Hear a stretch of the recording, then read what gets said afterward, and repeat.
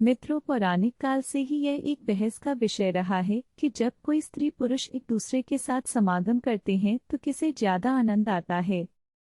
मित्रों, आज भी विज्ञान 100% यह पता नहीं लगा पाया है कि संभोग के दौरान स्त्री और पुरुषों में से कौन ज्यादा इसका आनंद लेता है। लेकिन आपको यह जानकर हैरानी होगी कि आज से हजारों साल पहले लिखी गई महाभारत में यह बात विस्तार से बताई गई है कि संबंध बनाते समय स्त्री और पुरुष में से किसको ज्यादा आनंद आता है।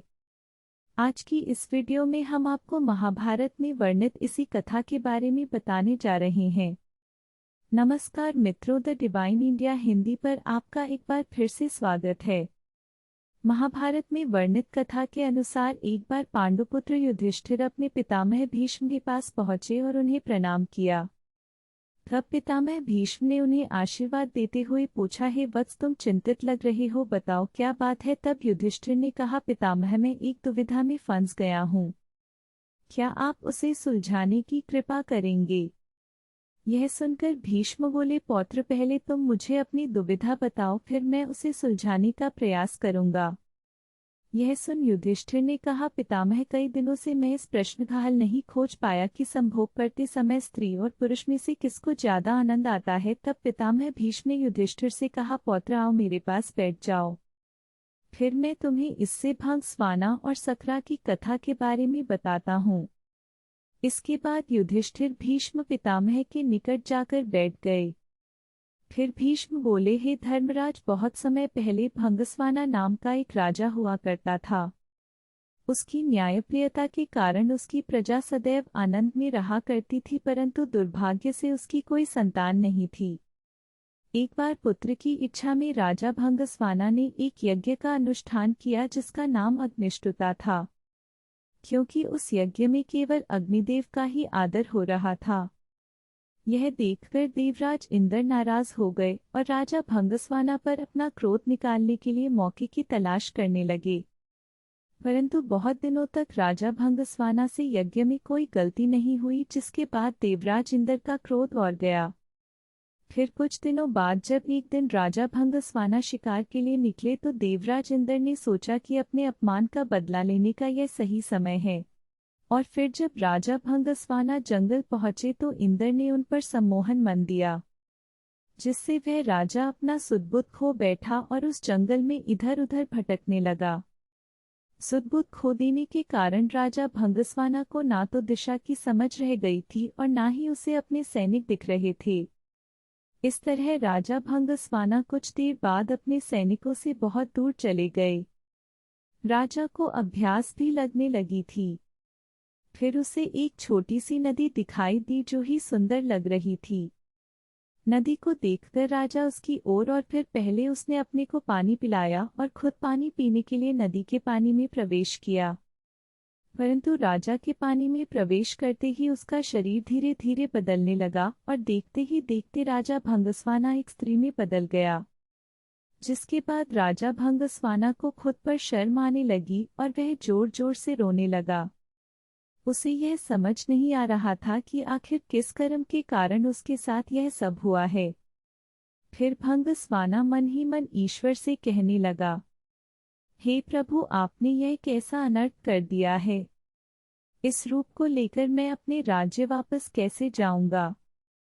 अभी कुछ दिन पहले ही मुझे अग्निष्ठा यज्ञ से 100 पुत्रों की प्राप्ति हुई है, उनसे मैं क्या कहूँगा। और तो और महल में मेरी रानी मेरी प्रतीक्षा कर रही होगी, उनके सामने इस रूप में कैसे जाऊंगा। हे ईश्वर, आपने तो मुझसे राजपाट के साथ साथ मेरा पौरुष भी ले लिया, साथ ही मेरी प्रजा का क्या होगा। फिर देर तक इस तरह से विलाप करने के बाद वह राजा अपने राज्य वापस लौटा। उधर राजा भंगस्वाना ने जब स्त्री रूप में अपने राज्य में प्रवेश किया तो उसे देखकर सभी लोग हैरान हो गए। फिर उसने राजमहल जाकर अपने सभी सभासदों की सभा बुलाई और उन्होंने अपने पुत्रों और मंत्रियों से कहा, मैं अब राजपाट चलाने लायक नहीं रह गया हूँ, इसलिए आप सभी मिलकर इस राज्य को चलाइए और यह भी ध्यान रखिएगा कि मेरी अनुपस्थिति में मेरी प्रजा को कोई कष्ट न हो। मैं अपना बाकी का जीवन वन में बिताऊंगा। इतना कहकर राजा भंगस्वाना अपनी रानी से जाकर मिले और फिर वह जंगल की ओर चले गए। वन में जाकर स्त्री रूपी वह राजा एक तपस्वी के आश्रम में जाकर रहने लगे। फिर कुछ सालों बाद उन्होंने उस तपस्वी के कई पुत्रों को जन्म दिया, और जब वे हुए तो राजा भंगस्वाना उन्हें अपने राज्य ले गए और वहां जाकर पहले से मौजूद अपने पुत्रों से कहा, जब मैं पुरुष था तो जैसे तुम सभी मेरे पुत्र हो वैसे ही मेरे स्त्री रूप में भी यह सभी मेरे पुत्र हैं। लो अपने भाइयों को संभालो। उसके बाद राजा भंगस्वाना के सभी पुत्र मिलकर रहने लगे। उधर जब देवराज इंद्र ने देखा कि राजा भंगस्वाना इतना अपमानित होने के बाद भी अपने बच्चों के साथ सुखपूर्वक रह रहा है तो उनका क्रोध और गया और फिर उनके मन में प्रतिशोध की भावना जागृत हो चली। फिर देवराज इंद्र सोचने लगे कि क्या मैंने इस राजा को पुरुष से स्त्री बनाकर गलती तो नहीं कर दी। इसके बाद इंद्र ने एक ब्राह्मण का वेश धारण किया और राजा भंगस्वाना के राजमहल पहुंच गए। राजमहल पहुंचकर देवराज इंद्र भाइयों के बीच फूट डालने के उद्देश्य से उनके कान भरने शुरू कर दिए। कुछ दिन के बाद इंद्र की यह योजना सफल हो गई और राजा भंगस्वाना के सभी पुत्र आपस में ही लगे और देखते ही देखते सभी ने एक दूसरे को मार डाला।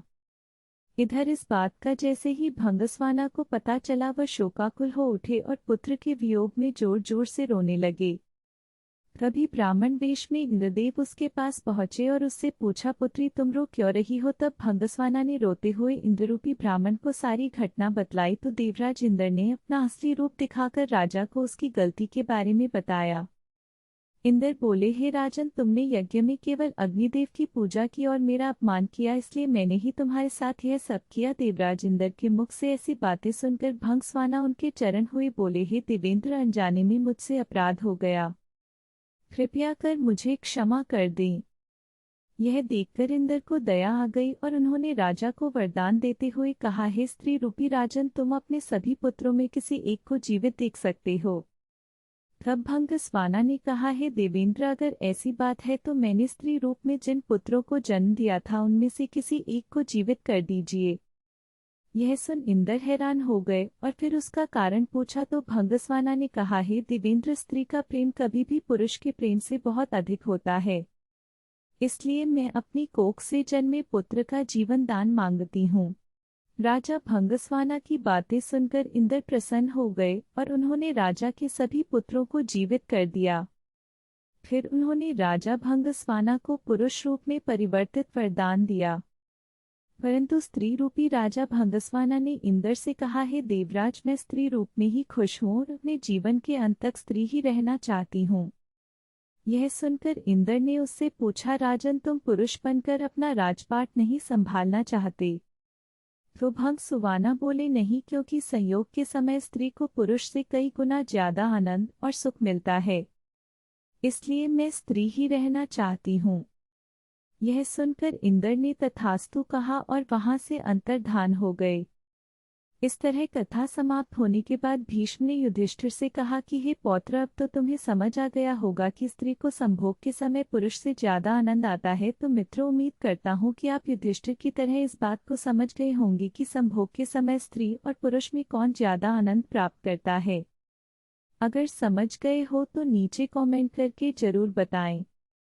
साथ ही अगर आपको हमारी ये वीडियो अच्छी लगी हो तो इसे ज़्यादा से ज़्यादा लाइक और शेयर करें, और अगर आपने अभी तक द डिवाइन इंडिया हिंदी को सब्सक्राइब नहीं किया है तो अभी सब्सक्राइब कर लें। और अगर आप ये वीडियो फेसबुक पर देख रहे हैं तो अभी लाइक करें हमारा Facebook page the divine India Hindi. फिलहाल आज की वीडियो यही समाप्त होती है। अब हमें इजाज़त दें। वीडियो को अंत तक देखने के लिए आपका बहुत बहुत शुक्रिया।